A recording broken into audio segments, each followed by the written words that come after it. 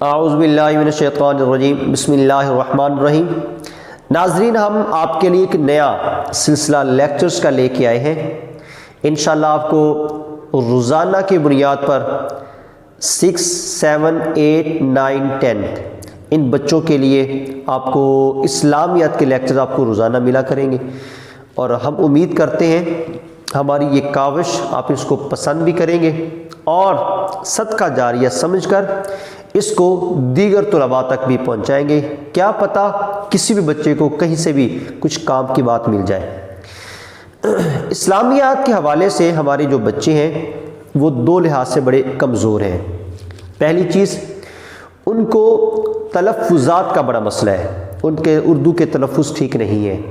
دوسری چیز، ان کی جو خوش خطی ہے، لکھائی ہے، وہ بہتر نہیں ہے، تو جس کی وجہ سے ان کے نمبر جو ہے وہ جتنی ان کی محنت ہوتی ہے اتنی ان کو ملتے نہیں ہیں۔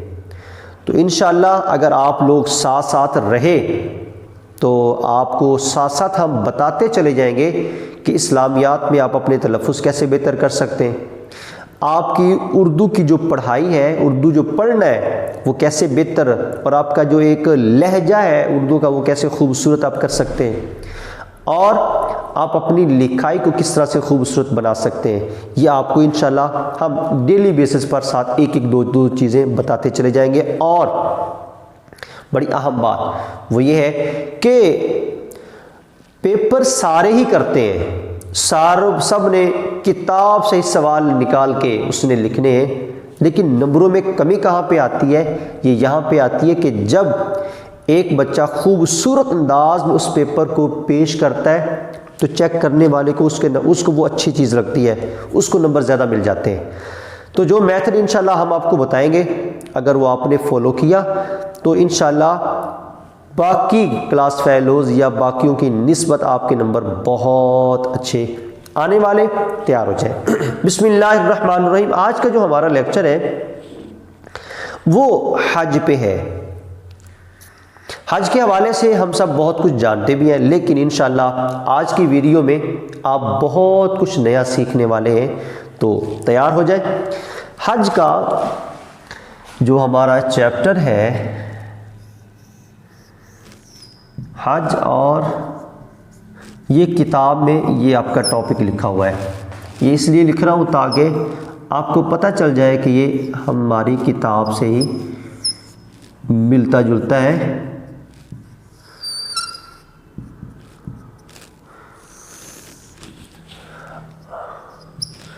حج اور اس کی عالمگیریت۔ تو سب سے جو پہلی چیز ہے، حج کا لفظی معنی کیا ہے؟ ناظرین، حج کا جو لفظی معنی ہے وہ ہے زیارت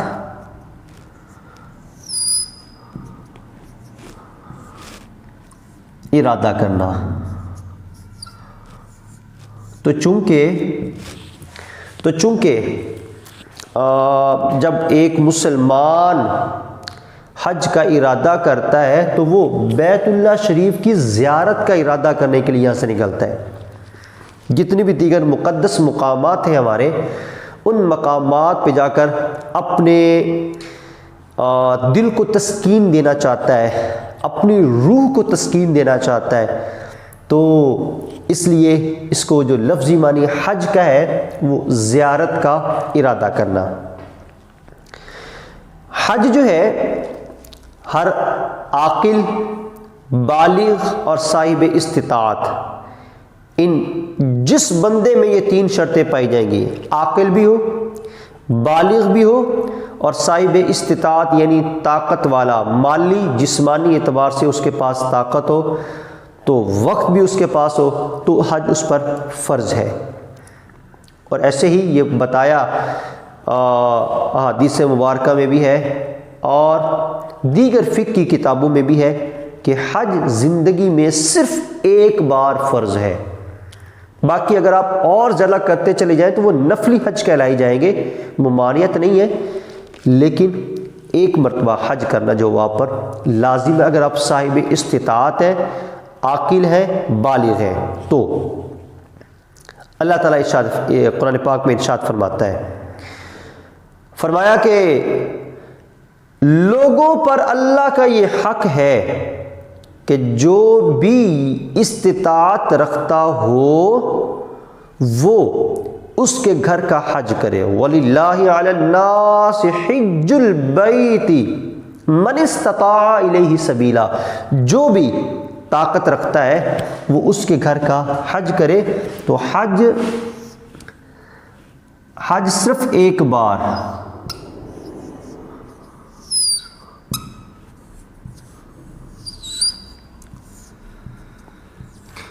ہی فرض ہے جی۔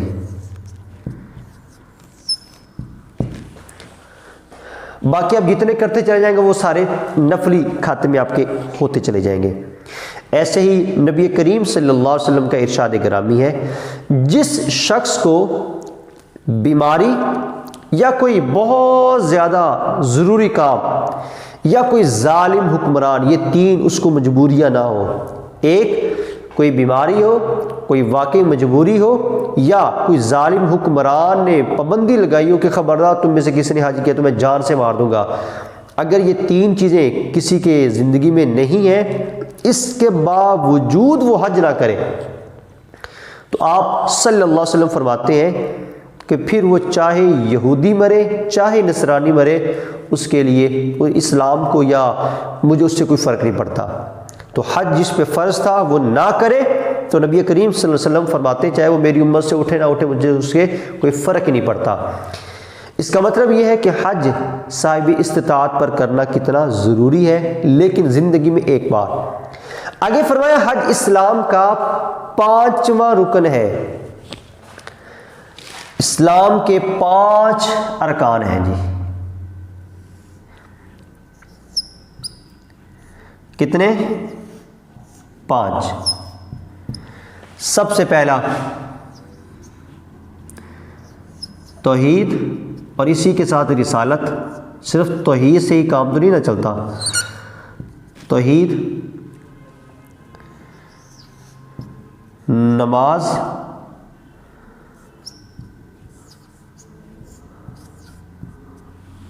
زکوٰۃ،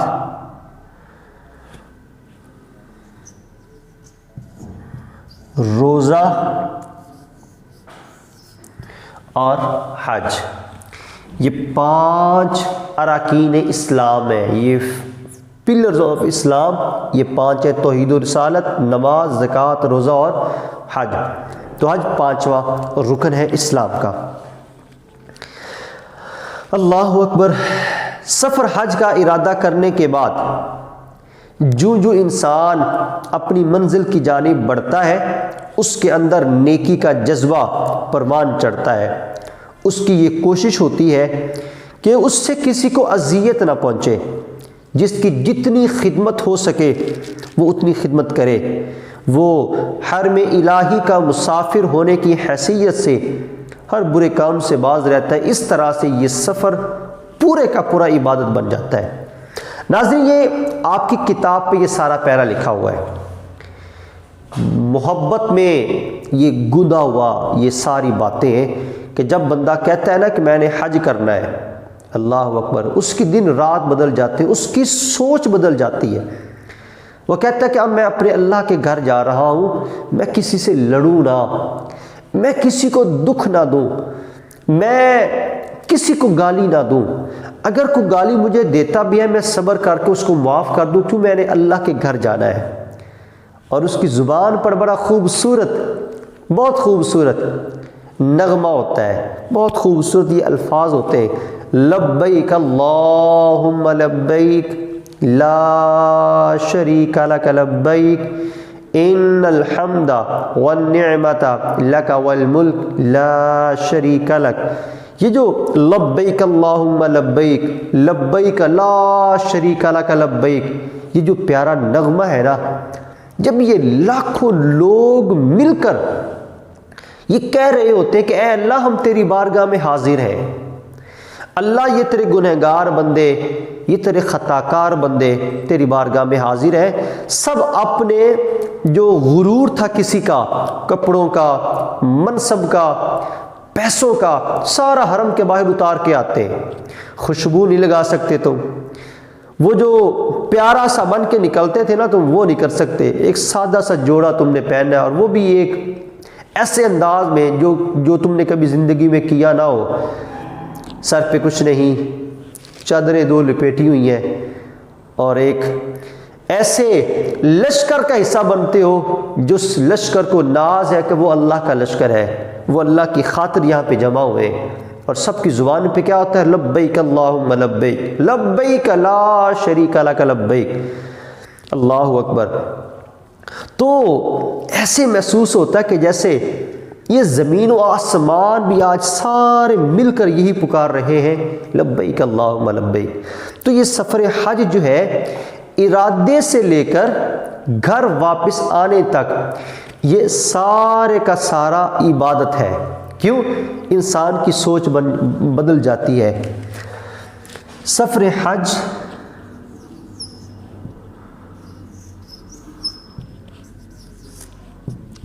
یہ عبادت ہے۔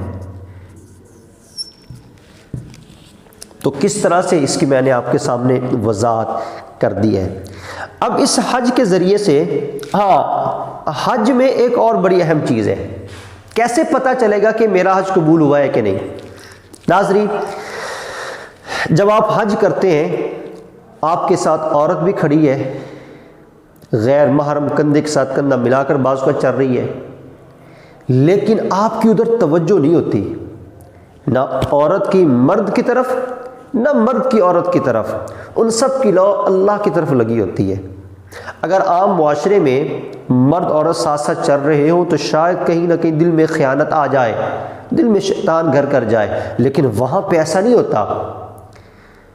اب کیسے پتہ چلے حج قبول ہوا ہے کہ نہیں؟ فرمایا کہ اگر یہی سوچ جو تیری میری گھر میں ہے کہ یہاں پر میرے لیے یہ غیر محرم کوئی معنی نہیں رکھتی، میں تو اپنے اللہ کو دیکھ رہا ہوں، اگر واپس جانے کے بعد بھی تمہاری یہی سوچ رہے کہ نہیں اب میں نے کسی گناہ کو دیکھنا ہی نہیں ہے، میں نے غیر محرم کی طرف دیکھنا ہی نہیں ہے، میں نے نماز چھوڑنی نہیں ہے، میں نے غریبوں کا احساس کرنا، میں نے ایک اچھا مسلمان بننا ہے، تو سمجھ جانا کہ تمہارا یہ حج قبول ہو چکا ہے اور تم وہاں سے اپنے گناہ بخشوا کے آئے ہو۔ لیکن اگر یہاں پہ آنے کے بعد تم پھر وہی حاجی صاحب رہو اور کہو، بلکہ ایک بڑی پیاری سی بات، ایک بندے نے کسی کا ادھار دینا تھا، کوئی 10,000 15,000 مختلف اوقات میں اس نے لیا ہوا تھا، وہ حج کر کے واپس آیا تو وہ کہنے جب وہ اس دکان پہ پہنچا نا تو کہتا یار ویکتا صحیح میرا کہاں نام لکھا ہوا ہے۔ اس نے کہا جی آپ چکانا چاہتے ہیں؟ وہ کہتا نہیں، جہاں جہاں میرا نام لکھا ہے نا ساتھ حاجی لگا دے، چونکہ میں حج کر کے آ گیا ہوں۔ تو اگر اس طرح کا حج کرنا ہے تو پھر اللہ تعالیٰ سے فکر بھی مانگے اور دعا بھی کریں، اے اللہ میں ایسا حج نہ کرنے کی توفیق عطا فرما۔ تو ناظرین، آج کی جو گفتگو تھی وہ حج پہ تھی، لفظی معنی حج زندگی میں کتنی بار فرض ہے، سفر حج عبادت کیسے ہے، اسلام کے 5 ارکان کون سے ہیں، اور جب سارے حاجی مل کر اللہ کی ذات کی بارگاہ میں اکٹھے ہوتے تو ان کی زبانوں پہ کیا ہوتا ہے، اور سارے ایک ہی لباس پہن کر کس طرح کا وہ ایک منظر پیش کر رہے ہوتے ہیں۔ آج کے لیکچر میں آپ نے یہ ساری باتیں سنی، انشاءاللہ میں امید کرتا ہوں اسی لیکچر کا دوسرا حصہ انشاءاللہ ہم آپ کو آگے پیش کریں گے۔ تو اللہ تعالیٰ کی بارگاہ میں دعا ہے کہ رب تعالیٰ ہم سب کا حامی و ناصر ہو۔ اس کو شیئر کرنا نہ بھولیے گا۔ بہت بہت شکریہ۔ السلام علیکم۔